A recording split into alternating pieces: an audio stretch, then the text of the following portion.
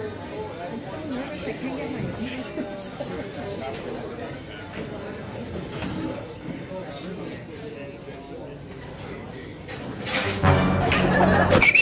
I come.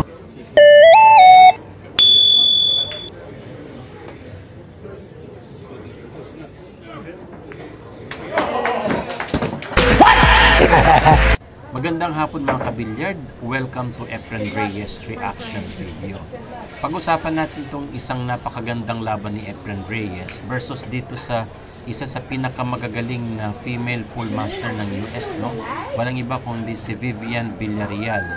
Siya yung 5-year #1 world champion dito sa US sa female section, at makikita natin dito isa sa paglalabanan nila itong invitational, no, challenge, winners take all. 10,000 cash prize ang pwedeng mapanalunan nila dito, at ito nga 9-ball challenge. Ito isa sa rock na pinaglabanan nila, itong rock number 4.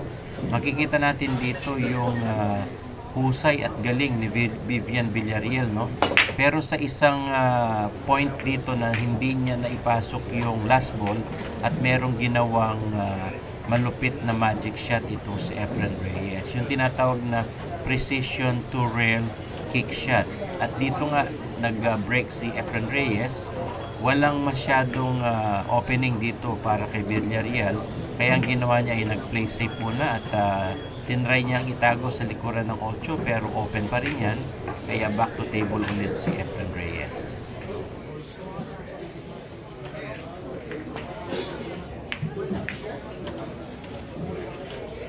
At dito nga counter safety naman yung ginawa ni Reyes dito, at may counting puwang para may kick shot ni Villarreal itong uno dito sa corner pocket. Sundan natin kabilyard.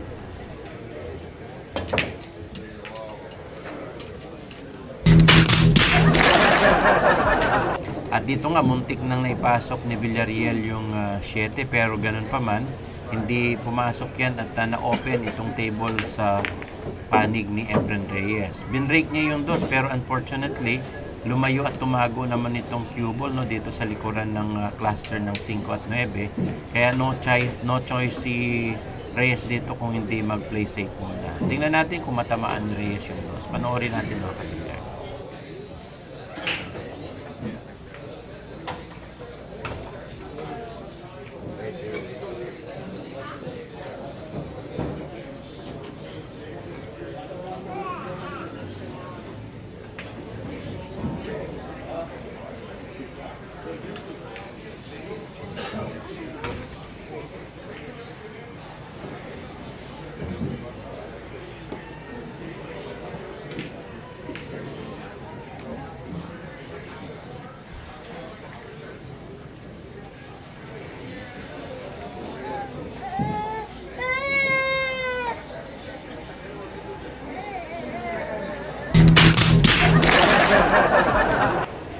At dito nga mukhang hindi tinamaan ni Reyes yung 2, kaya foul yan, ball in hand advantage dito kay Villarreal. Kaya makikita natin napakalaking chance ni Villarreal dito para mai-run out niya itong rock number 4, no? At dito nga mapapansin natin yung kahusayan ni Villarreal sa pagbibilyard, bagamat mapansin natin parehong veterano na itong dalawa na ito. At dito nga challenge ni Villarreal ng $10,000 itong si Efren Reyes. Mapapansin niyo yung husay ni Villarreal, no? Maging sa mga draw shot, ang layo nun, pero naibalik pa niya para makakulang ng magandang posisyon. Kaya sundan natin kung ma-run out niya itong rock number 4. Panoorin natin mga kabilyard.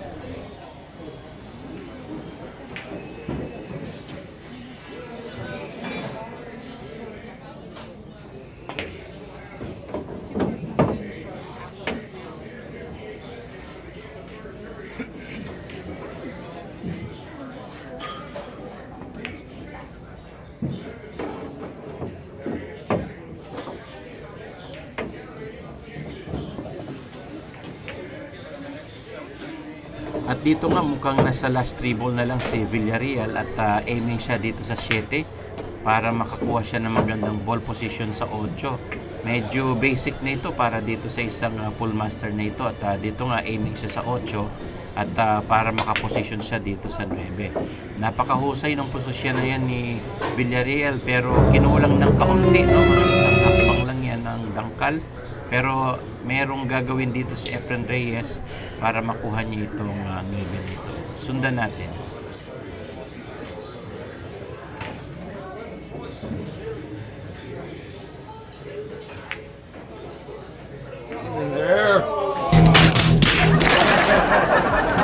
Dito nga mukhang sumablay, no, makapal ng konti iyan, kaya nagkaroon ng katok-katok doon sa corner pocket, sa side pocket, at dito nga itinuro ni Reyes kung saan niya patatamaan. Pagmasdan ninyo mga kabilyard kung paano patamaan ni Reyes yan sa precision to rail kick shot. Panoorin po natin.